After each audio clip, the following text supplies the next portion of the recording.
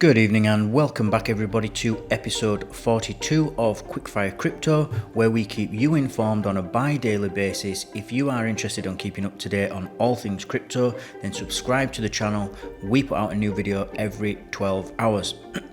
Now before we start, I just want to make a quick apology for the last couple of days. I haven't put any videos out due to, I just had a few family jobs to do, a few family issues that needed resolving, and they're done and sorted now, so we can get back to making videos. Right then, so today's video we've got is an article from The Guardian. It's from their Bitcoin section. It's written by Alan Hearn, who's the UK technology editor, and it's titled "ECB says Bitcoin is on road to irrelevance amid crypto collapse. European bank criticises digital currency sector for facilitating illegal activity."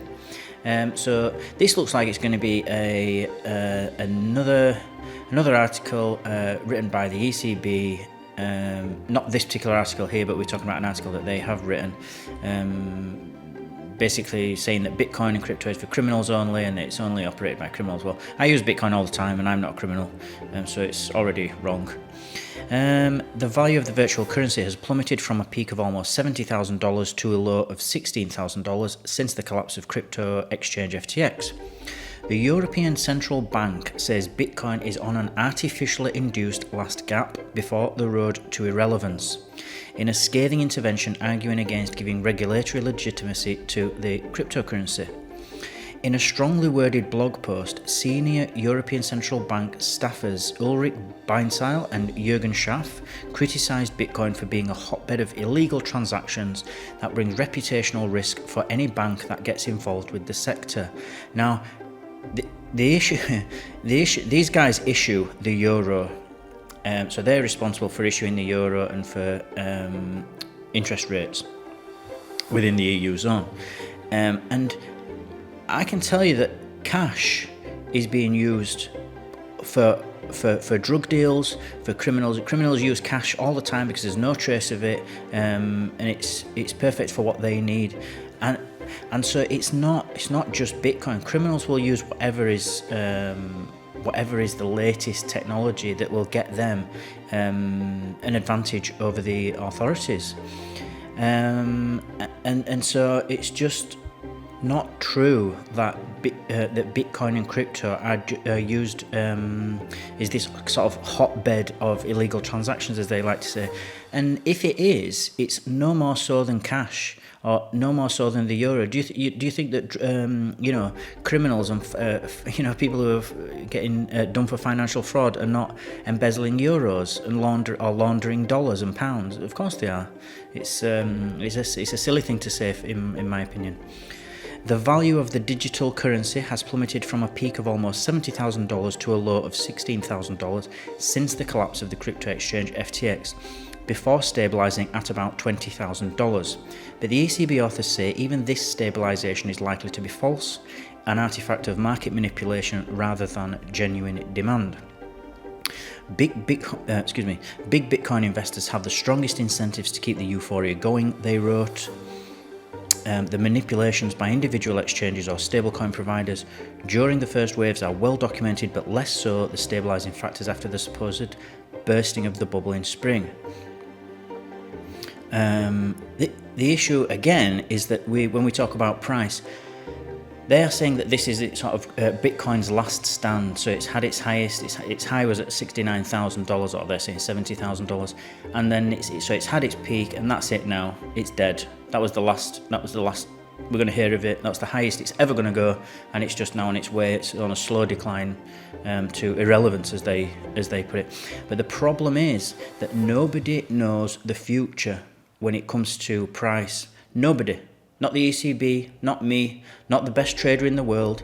Nobody has any certainty, and the best traders in the world do not go by certainty. They go by probabilities, and they look for different indicators to give them the best likelihood and probability that the price will go in the direction that they hope that it will go.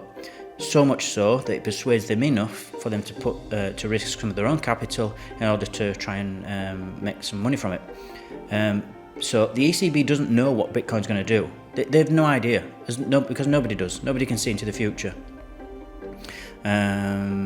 In the article, which was first published as an opinion piece in the German newspaper Handelsblatt, Weinzeil and Scharf argue that the speculative bubble in Bitcoin value led to an explosion in lobbying from the cryptocurrency sector that aimed to treat crypto as just another asset class. In fact, they write, the risks of crypto assets are undisputed among regulators. Since Bitcoin appears to be neither suitable as a payment system nor as a form of investment, it should be treated as neither in regulatory terms and thus should not be legitimised. The blog post concludes. The intervention sparked immediate pushback from those inside the Bitcoin community. Investor Eric Voorhees said that the line declaring the currency artificially inflated would be set in a beautiful typeface, ornately displayed on heavy matte paper and hung elegantly upon my wall. While venture capitalist Mike Dudas contrasted the post with a chart showing the euro's 20% decline against the dollar since 2021, arguing that it was the euro that was on the road to irrelevance. In the same period, Bitcoin has fallen against the euro by more than 60%. And it's also important to note that since its inception, since the euro began, it's fallen in value by 85%.